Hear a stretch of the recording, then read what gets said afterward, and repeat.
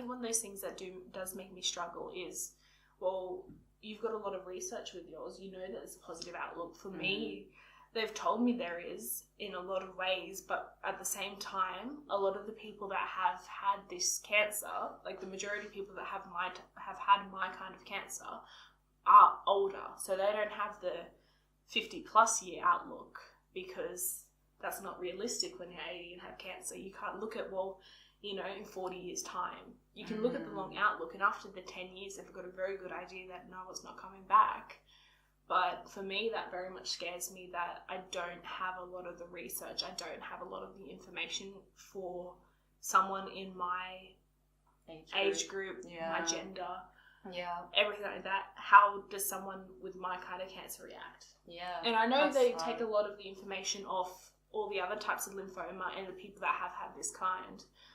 But I was on a trial, and they don't even know the full reaction of what part of my treatment would be, or if I actually had that treatment, because I was part of a blind trial where 50% had, 50% hadn't. I had one of the major symptoms of the hadn't, but that still doesn't mean that I definitely had that treatment. So they don't even know the long-term effects of that fully. Yeah, do you mind talking a bit about that research trial that you were part of? So they came up and they said, we can offer you an opportunity to get extra treatment, and we'll pay for a lot more of your scans and stuff. Okay. Although, you know, like in Australia, there's a lot of it covered. You still have to pay for some medicine. And what happened session to session when it came to the cancer treatment? Do you think it was... Like, what do you think made it different to someone else who might have gone through the same treatment but wasn't part of a research trial? I spent so much longer in the chair than most people, because I had to, because they didn't guarantee that I had the treatment, because it was only 50-50 that I would actually get the drug that was the trial. So the other drug was just a drug that they had been using routinely? Yeah. Okay, so you still got drugs, so I still got the base level, this is what's going to cure you, but we've had really great responses of this one. Gotcha. So if you have this drug and you recover faster than most people, we can say, hey, yeah, this does work. I have the standard one. I think I was in the chair for a total of 5 hours, which is quite long. I have the first one, which would be... I think 1 or 2 hours, and then I'd have the additional 2 bags. It could have just been saline. I had more frequent scans. They needed me to be on more of the prednisone, the steroid, I think is what it's called. Yeah. Which is the worst tasting medicine I've ever had actually in my mouth. Yeah. Yeah. Not to say it like, because you taste chemotherapy. Oh yeah, totally. There, which is why I specified in my mouth. But yeah, it was one of the first things that I ever actually did the whole giving your dog medicine trick of I got Nutella on a spoon and covered in there and just had to swallow it. I had to treat myself like a cat, and like, if another person was giving it to me, they'd be holding my jaw shut and rubbing my neck like you do a cat. Like, I'm not joking. With the trial, I had a specific nurse that would stay in contact with me. Mm-hmm. She was going through, they had to test my nerve system a lot more, because that's what would have caused a lot of nerve damage. That's the biggest reason why they hadn't released his drug fully yet, is because it has the symptom of nerve damage. Yeah. And that's what leads me and my nurse and my doctor to believe that I wasn't one of the people that had it, because I still do have quite nerve damage. So the new drug is better for nerve damage. It has less nerve damage. No, the new drug, it gets rid of the cancer faster and more efficiently. Yeah. But it can cause nerve damage. I gotcha. Yeah. So that's what leads them to. You probably got the new drug. Yeah. With the research trial, did they? Who were the participants? Was it just young people, or was it all ages? You just had to have that. It was all around Australia. It was actually centralised in Singapore. That's where they actually sent part of my lymph node when they took it out. They had to sign full consent forms to send that part overseas for testing. Yeah. Because it is so rare, they couldn't just rely on a database in Australia. They can't just, it's a long-term trial because they need more people and get all the information in. And how do you feel being part of a research trial? Like, I feel like it's good, because I think without people, chemo was first derived from mustard gas in regards to the war. So without all the bits of information, without all the different trials, without every bit of research people can put in, we wouldn't have the standard treatment that we have today. We wouldn't be recovering. So I think it's an amazing thing. I think it's 100% positive. But...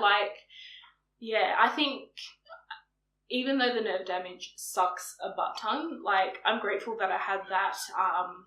If that's what I had and that's what caused me to get better so quickly, because my outlook, I had 4 cycles less than I could have.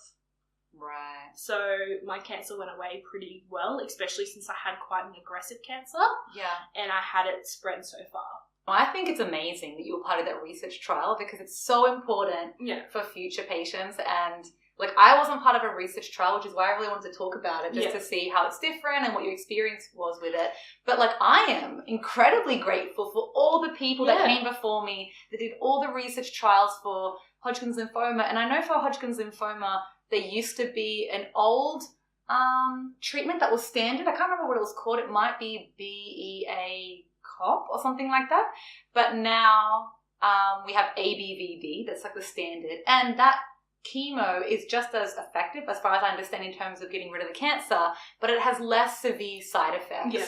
And the way that you live your life after is closer to being more normal or having less debilitating side effects than the old treatment. And obviously people still have to do that if ABVD doesn't work, and it's always good to have backups because things work differently for different people.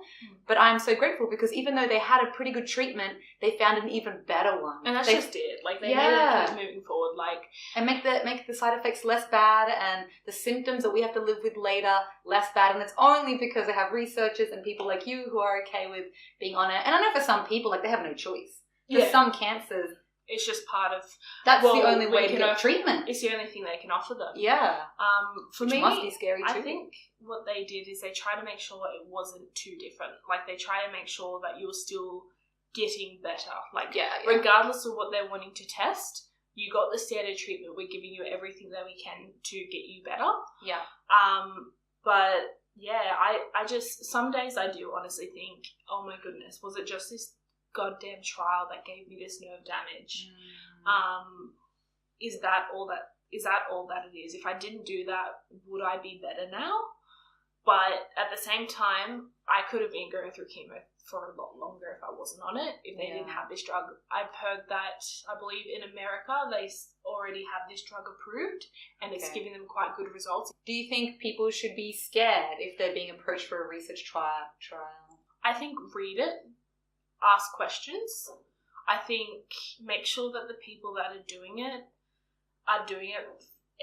but are still wanting to help you. I was lucky. My nurse was 100% for me. She did everything that she could for me. So I think depending on the country that you're in as well, I'm not sure who does what. But for me, it was I didn't question it too much because I knew it was the right thing for me. Do you want to find out the results from the research trial? Obviously they don't have the results now, but down the track, would you want to know? I'd want to see if it's actually done something. But with the fact that I know that the drug that I was being tested with is being used in other first world countries. Yeah, that's a pretty good sign. That's a pretty good thing for me to know. And in Australia, there's definitely a very lengthy system. I work in research, but it's not that kind of research. But I know it's a very lengthy process to do anything with people. But once again, for certain types of cancers, some people don't really have options. But I think it's always important to try to read, talk to different people, make sure that you feel comfortable. Because if you don't feel comfortable, you might also end up resenting the entire process. 100%. But I do think it's an amazing thing to do if the researchers are doing their job well and they really can provide new information. Because it obviously benefits Australians, but the research that you're contributing to will benefit people all over the globe. Because there are certain countries that can't afford to do these kinds of studies, and so Australia has the money and also has really good standards with the hospital. So if we can make it work, we can also send that information out. So and don't be afraid to not ask questions if that's what works for you. I think that was something that I got a lot of questions for. What do you mean you don't know what's going on? I was what I know is going on is my doctor is giving me the medicine to get me better. Yeah. That's what I need to know. I don't need to know the things to be skeptical because I don't have other options. We've talked about this. My option is take the medicine, go through hell, get better. Yeah. No, exactly.